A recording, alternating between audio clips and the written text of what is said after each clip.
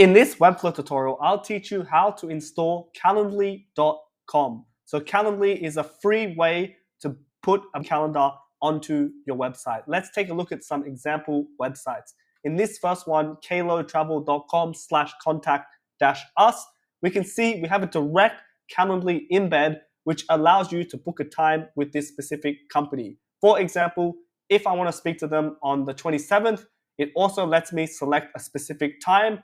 Then from here, you hit next, you fill in all the relevant details, hit schedule event, then it'll go ahead and spit out either a Zoom or Google Meeting link, and you can go ahead and engage in their services in a discovery call via Calendly. So great thing about Calendly is it also allows for different time zones, obviously, and it just helps to book in a time specifically if everyone's from different regions.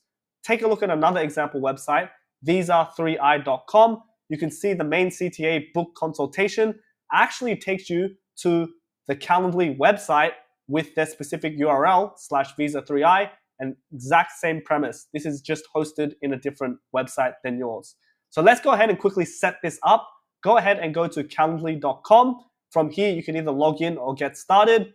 I'll just go ahead and hit get started. I'll hit sign up with Google. You can also sign up with your email. From here, I'll just click my Google account, hit continue, and hit continue.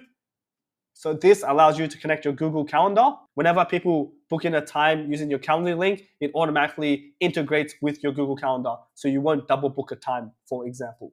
From here, it tells you to just fill in a couple of details. I'll go ahead and just fast forward this. So once you've logged in or signed up, you'll be taken to the dashboard. And just quickly how to set up a specific calendar event. You can just hit create right here. From here, you can go ahead and put an event type. Then from here, you can go ahead and choose one of the options. Usually I just hit one-on-one. I can go ahead and select the host, which is myself. Then from here, it allows you to give it an event name. So this may be called Discovery Meeting. Then you can go ahead and tag it into a specific color. Below this is the duration of the time slot that they can book you in. Let's just say 15 minutes. Here is it can either be a Zoom, a phone call, or in-person meeting, or you can hit all options. And typically I put Google Meets. However, other people might put Microsoft Teams or Zoom. So once that's done, you can go ahead and hit continue.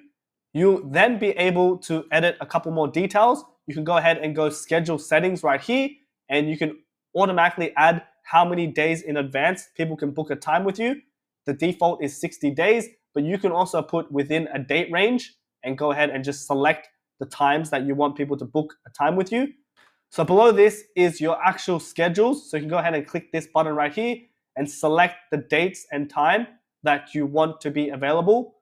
And the great thing about this is it automatically integrates with your time zone.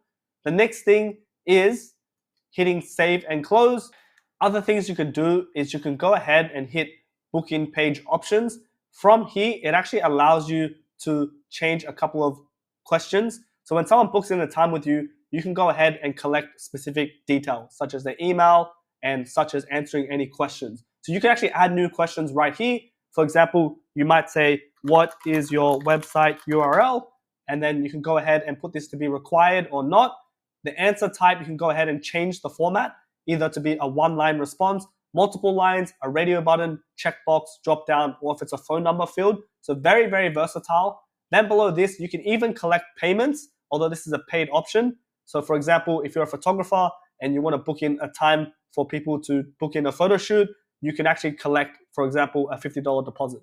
So the next thing is you can go ahead and change the after booking. So you can actually either do the default or you can redirect to an external website. And once that's done, you hit save and close. So then in your Webflow website, you can either just link in a button to the actual URL right here. So you can go back and hit copy link right here, go back to Webflow and paste that link. You can also tick it to open in a new tab. You can go ahead and publish the site. Let's see what this looks like. Right now you can see if you hit this button, book in a time with me, this now takes me to the Calendly link that I just set up. And as I mentioned earlier, if I hit 18, I book a time at 1:30 a.m., hit next, you can see it's collecting the name, the email, a message, and then below this is that URL link that we just talked about. So one other way you can put this into your Webflow website is through an embed. In order to do this, we can simply hit share. Then from here, we can hit add to website. And this gives you three options: an inline embed, a pop-up widget, or a pop-up text. Let's hit inline embed, hit continue. And right here, it gives you some options to change the color. So you can go ahead and change the text color, the button link color, etc. But more importantly, here's the code on the right-hand side. You can go ahead and hit copy code, go back into Webflow, and this time we'll go ahead and add an embed, code embed.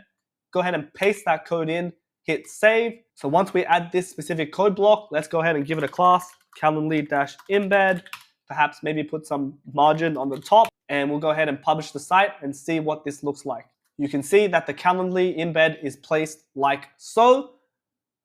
If anyone is a Webflow developer, you can of course go into the custom code and you can go ahead and change the width and the height of that specific embed.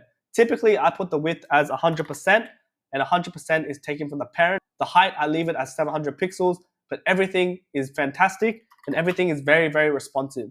So by putting this width to 100%, it's listening to the actual class name, and I put this as 100%, which is listening to the parent, etc., etc. So now if I go ahead and publish this, you can see the Calendly is now working, and it even has an overflow of auto, which is this scroll bar. And the fantastic thing about Calendly is it works very, very responsively. So you can see I'm mimicking different breakpoints and nothing is breaking. It's all working on desktop, tablet, and mobile.